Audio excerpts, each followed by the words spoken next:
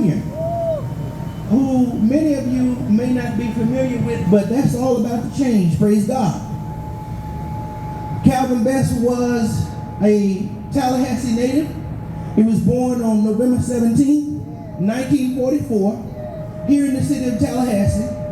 802 Liberty Street was his address and his family's address. So he lived in the historic Bond community.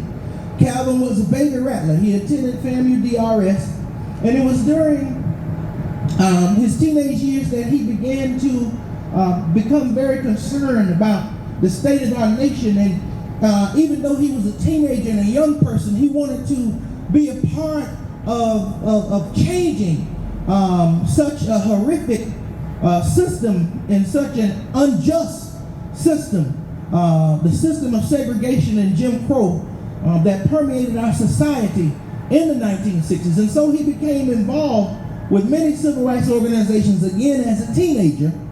The Student Nonviolent Coordinating Committee, also known as SNCC, which was led by Representative John Lewis, Congressman John Lewis.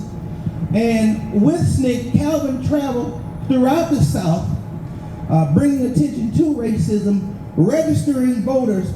He also participated in the Florida theater protests of the 1960s. His name is one of the names that's on the historical marker at the North Florida Fairgrounds, which is where he and many others, about 300 others, were jailed in the 60s for protesting against lunch counter segregation and the segregation of the theater where blacks had to be seated in the back. And so those protests, the traveling as a member of SNCC to register voters, when he left Tallahassee in August of 1967, he was headed to Alabama.